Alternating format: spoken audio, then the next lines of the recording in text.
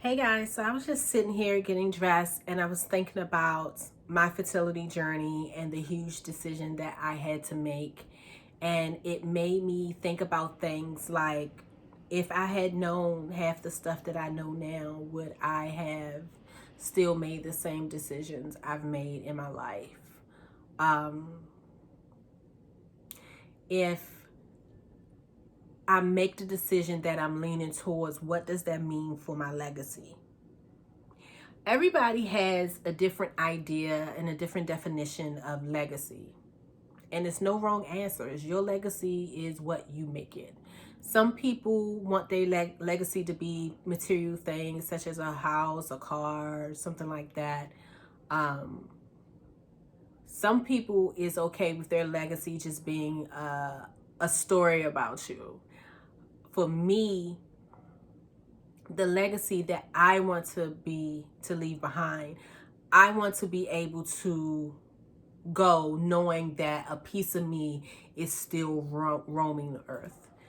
A piece of me is in my daughter. A piece of me will be in my grandchildren. A piece of me will be in their grandchildren, and so on and so on and so on and so on. That's what I wanted my legacy to be.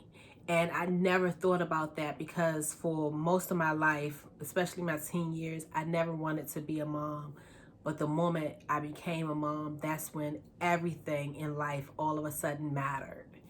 And that's why I dedicated so much of my life to making sure I made the right decisions, to ensure that I not only gave myself a good life, but I would give my children a good life. And as the result, they will be able to give their children a good life, if that makes sense. I don't regret anything from my past, such as miscarriages or stillborns, because that's one thing I learned from fertility treatment that was great for me, is that when those things happen, typically it's not your fault. Typically it's just something as simple as that egg just wasn't a great egg. Don't regret that. When it comes to abortions, I never regretted my abortions because I felt like I did it for a reason. And I thought, when I started thinking about this, I thought having abortions was going to be the one thing that I would regret. And it's not. I don't regret it. The only thing I regret is having the assumption that I have time. That's the one thing that I regret. And I think something that a lot of us women do, we do without realizing that that's what we're doing.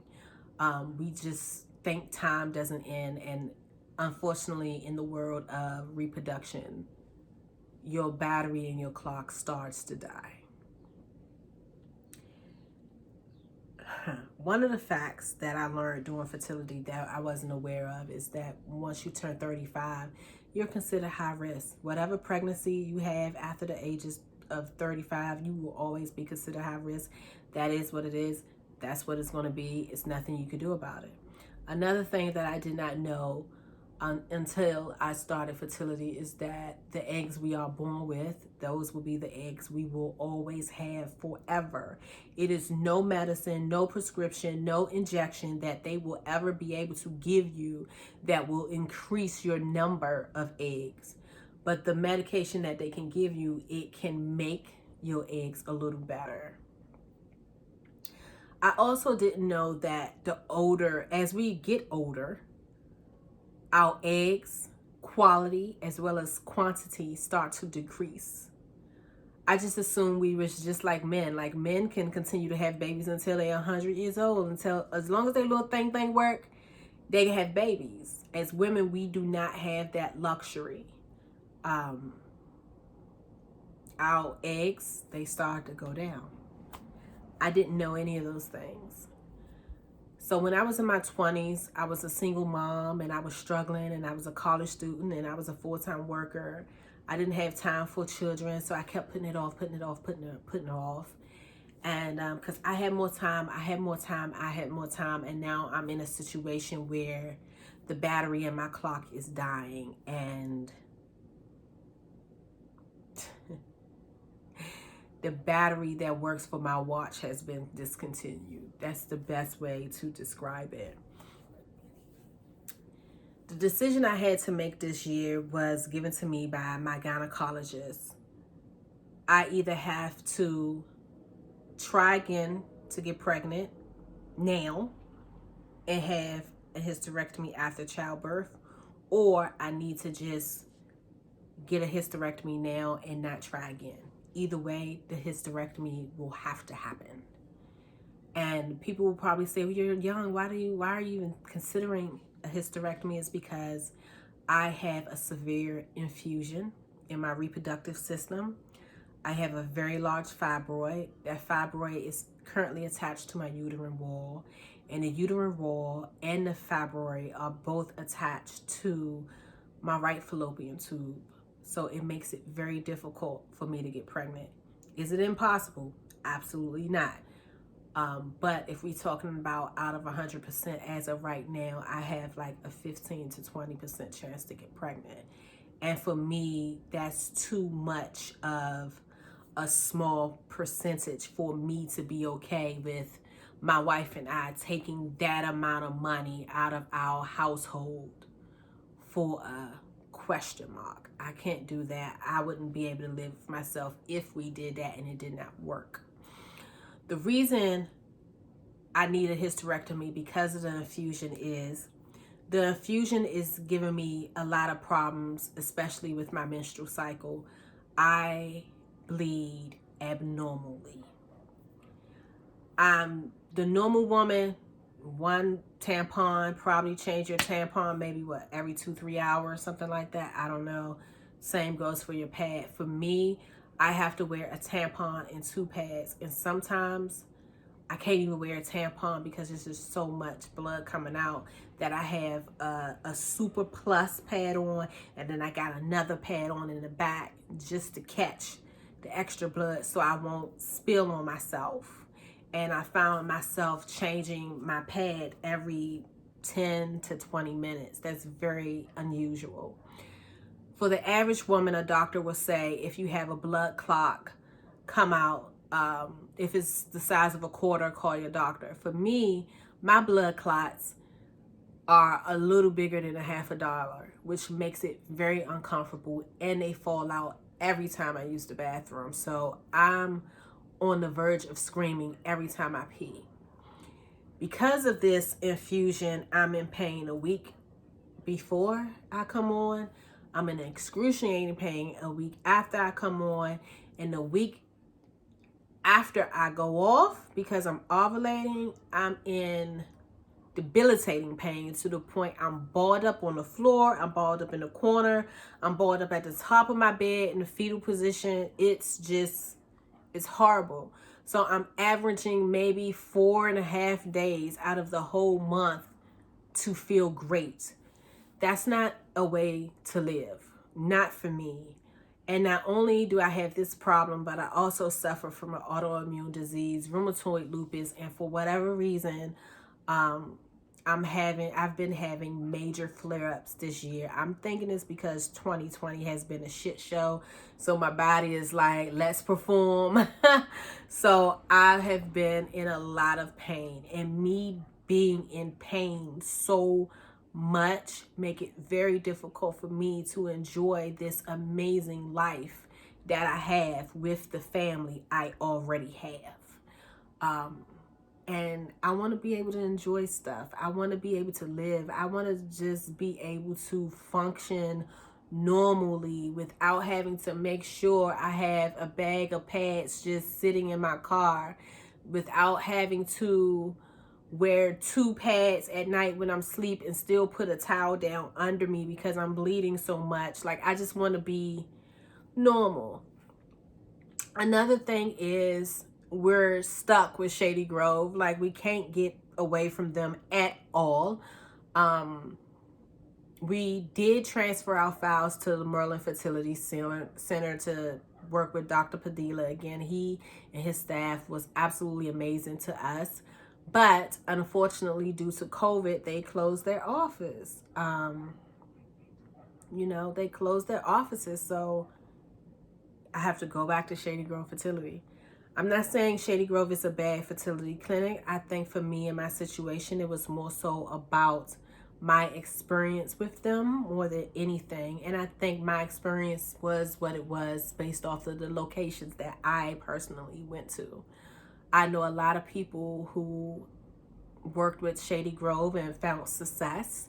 I know people who worked with Shady Grove and unfortunately wasn't successful, but they still would recommend them. For me, it felt like it was more so about the money than about helping my wife and I expand our family. Sometimes when you are a small business like Shady Grove once was, and you become this big entity, sometimes you forget the why. You forget your your purpose. You forget the reason you went into this business. And I think that's what happened at the 2 locations I've gone through. It was more so about, oh, Miss Blaine, Teller Insurance paid 100% of everything. 100%, we might as well. It was always a we might as well situation.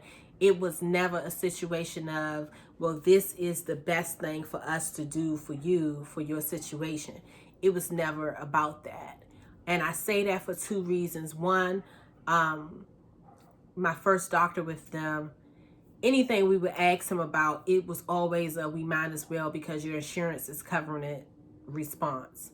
So we have that. And the second thing is, you guys know I had to have surgery 2018. I think I had that surgery and I shared with you guys. He knew that the surgery was needed from day one. He didn't do it. He knew I had this infusion from day one, didn't do anything about it. He knew it was going to be a difficult journey, and instead it was, oh, we might as well, when it should have been, well, before we move further, let's have this surgery first. And that wasn't the case. And for me, I'd rather not go back into that environment now, especially when we're going to be coming into that environment with a cashier's check. I do not want to give them that much money just for them to say, hey, you also need this, and this. Sometimes some companies get $ happy. So because of all of those things, I made the decision to have a hysterectomy. It's sad. I've cried many days, many nights about it this year. It took me this whole year, well, I might say whole year, since March until now to make this decision, but it's the best decision for me. Like now, I'm on my cycle now and I'm in so much pain. It's like the only time I'm not hurting is when I'm asleep. So it's a lot, and it's a very uncomfortable conversation. It's a very uncomfortable thought process, but at the end of the day, it's something that I need to do for myself in order to be 100% Regina for my family I already have, instead of constantly putting myself at risk of bleeding to death every month, and not being here for the family I have now, all because I have hope of the family that I desire. That's not fair to me, and it's not fair to them.